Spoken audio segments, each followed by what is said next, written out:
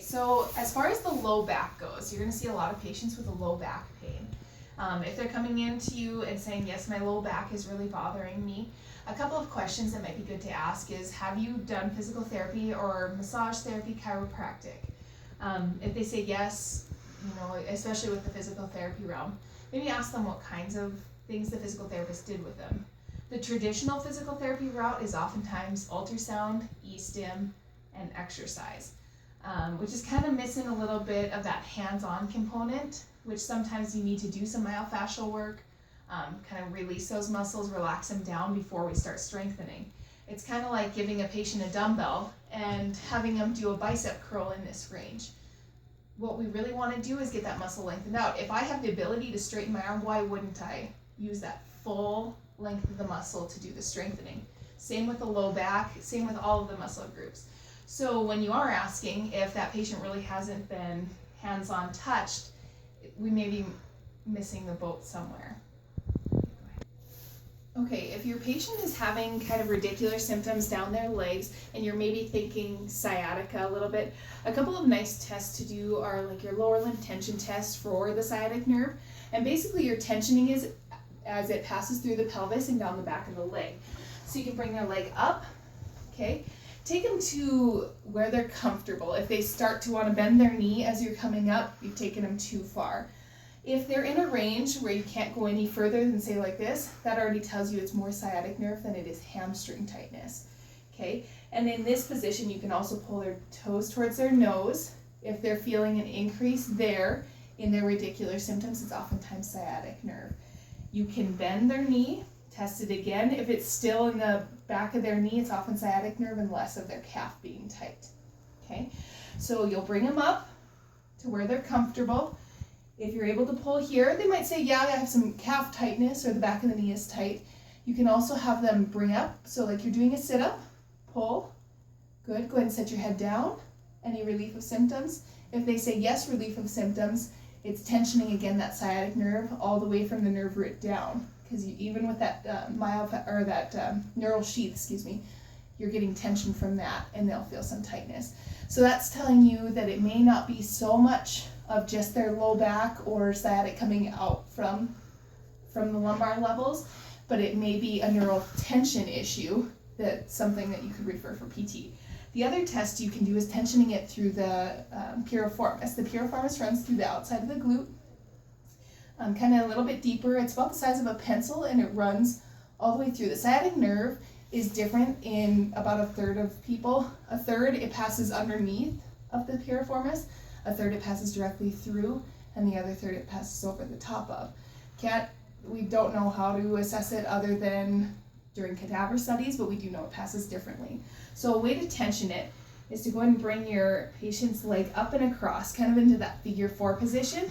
If they have an increase in pain, oftentimes if they're tight, you'll only get them part way, and they'll already say, oh gosh, that really is pulling out here. And they might even have some symptoms down their leg. So we can go as far as they can. So she's got great motion. Wouldn't think that her piriformis is really being a problem. Okay, so as for assessing like SI dysfunction in a patient versus like their sciatic nerve pain, what I like to do is have the patient reset their pelvis. To do that, if they can do that, depending on their back pain, is to actually just bridge their pelvis. You have them lift up, it actually just resets, go ahead and come back down. Now you're going to have them straighten out their legs. We're going to check first for a leg length discrepancy. So you're going to take your thumb, slide it up under the medial malleolus. Okay. Give them a quick little tug, slide up. Okay. So you're checking to see if they're about even. Okay. The next one, if you do feel one versus the other, is kind of coming up. Go ahead and check for tightness. You'll press right on top of the ASIS. It's that nice bony guy here, which sometimes is a little bit tender for people anyway when you're pressing. So we're not pressing too hard and you're using the nice flat part of your hand. Okay, go ahead and slide your fingers up into that ASIS. Okay, and there again, if you're feeling a little bit of discrepancy, chances are they have a pelvic dysfunction going on. Good referral to PT. Okay, so we're going to go over the knee next. The knee, there are a few ligaments that we like to assess, one of which being the ACL, PCL, LCL, and MCL. So we'll do a quick little assessment of those. You always want to check bilaterally because it'll tell you how much give that knee really should have. So good knee versus affected knee. So when you go in to do kind of an anterior drawer test, you always want to anchor down their lower leg. So you can kind of pinch between. You're going to roll the tissue to the side medially. Okay, we'll grab onto that knee and give a pull. Usually if you get kind of a thunk forward, it's a positive test for an ACL. However, if you have a lax patient, the way to go about it is to test their unaffected side and see if they have that same thunk. One thing you may want to do as well is press back first and then come forward, because it could give you a false positive as to how much laxity they have. Okay, go ahead and lay back. One of the easiest ways to probably test the PCL is to bring them up, have them support their own leg. You can put a hand under their heel, but you'll see a step off. Because what will happen is the tibia will drop back and you'll actually see a step from their patella. It'll knock down and then their tibial plateau will be lower. That's a quick way to do a a PCL assessment. Okay. To test the medial and lateral collateral ligaments, these are in and out ones. They run on the medial and lateral aspects of the knee. So to test them, we slightly bend the knee. You're going to give a lateral force with your bottom hand on the ankle and a medial force with the outside of the hand this way.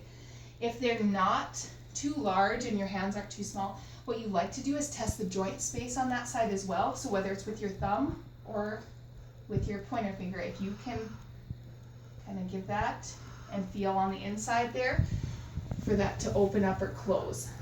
Okay, so laterally we pull outside. We can check the joint space.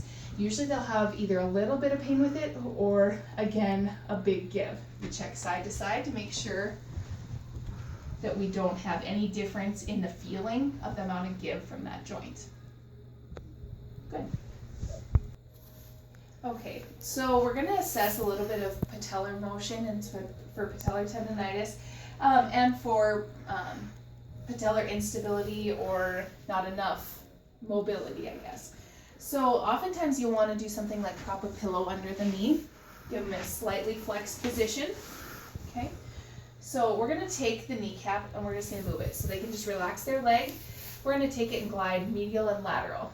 Shouldn't be too painful unless they're very sensitive to touch. Okay, we glide up and down. So oftentimes you should have just about symmetrical motion side to side. Up and down is usually a little bit more uncomfortable, especially as you go up, but it still shouldn't be super painful for that patient. Could indicate a little bit of chondromalacia, like a little bit of wear down under the patella. You again want to check side to side for mobility, because if they have an extremely decreased mobility, it's something that PT can work on and increase the mobility of, and that could change their knee pain as well, and just creating more mobility for the patella as it has to glide up and down with knee motion. You also, while you have them in this position, want to check the back of the knee for a Baker cyst. Baker cyst is basically an overflow valve for the joint, and it fills when the joint is inflamed. We don't have great innervation to the knee, so your body's way of protecting itself is basically through bursa and cysts. So your body will fill those bursa or those cysts full of fluid, and then you do have good innervation to those, and they'll create some pain. So oftentimes the patient during a deep knee flexion will feel increased pain to the back of the knee, and so that if they do have that, you can start palpating to the back of the knee. It may just indicate that they have some inflammation going on. Still not a bad time to refer to PT. If they have chronic knee issues and PT hasn't helped, it may be an indication that they need to maybe have it drained or looked at further. Okay. As far as patellar tendonitis, we're going to go just down from the patella. The patellar tendon is actually just an extension of the quad muscle. So as it comes down, it turns into kind of a band of fascia, comes through the kneecap, and attaches just below the knee, right onto that tibial tubercle. Okay, kind of a nice little landmark for you. So if you go up from that, and this is where their pain is kind of stemming from, or where they feel like it radiates up from their knee, good indication that they could have some patellar tendonitis going on. Okay, so the other thing you can do is if they're having that during, say, like a deep knee flexion. So just like we did at the elbow, we can do with the knee. We can create this pressure, have them do a squat. If their pain has decreased, it tells me there's a little bit more of that tendonitis going on versus more of a knee issue that's maybe deeper inside the knee. The meniscus, which is a deeper knee issue, the best way to probably test it that will give you more of a definitive, do I send to an ortho or do I send to PT, is oftentimes having them stand, put their weight on one leg, have them do a twisting motion. Sometimes they'll be apprehensive about doing that in general. If this one doesn't create pain, I would say send to PT. Or if they're really apprehensive about doing it, go ahead and take them up and you can do that motion for them, in and out. Okay.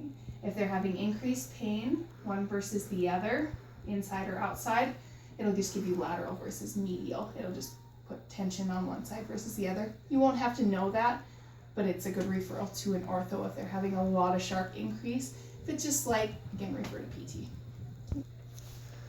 All right, so as for the ankle, probably the most undertreated of all of the joints, because everybody says, oh, it's just a sprained ankle and you send them on your way. But there is a quick assessment, and PT is warranted a lot of times because they'll be chronic sprainers and they can create stability so they're not quite so prone to sprains. One of the things you'll probably want to look for, and the most common of the sprains, is to the anterior talofibular ligament. You have a little bit of a sinus here where it dips in. This is your sinus tarsi. Okay, this one is the first one usually when you do an inversion ankle sprain, that this one gets sprained and this area will fill full of fluid. And so they'll often be very tender over the top of this guy, and it'll often be very puffy. Okay, to test that ligament, sometimes if swelling is an option, if it's a brand new sprain, you may not get a positive test for this ligament to be affected, just because the swelling will create a little bit of extra stability basically. So to tailor tilt, that's how you test this guy. You give them support under their heel, you have them relax, and you take them into that sprain type position. So we're actually lengthening out this guy.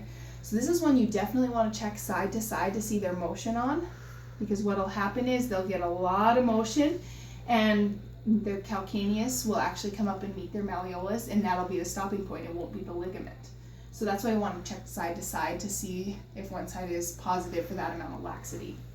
One of the other ones we like to test for this is the anterior drawer test. So you grab onto the heel, you give a little extra force downward as you give a force upward from your bottom hand. Okay, again, testing side to side, again for that laxity. Typically, if they've done an inversion ankle sprain, or an eversion, excuse me, the inside or the deltoid ligament, which runs from the medial malleolus down, this guy will be very tender. This may be tender even if they've done an inversion ankle sprain because it was compressed. So just be aware of that. This one is a much more uncommon sprain to have because of the bony alignment, and it's much more stable going to the outside than it is coming to the inside.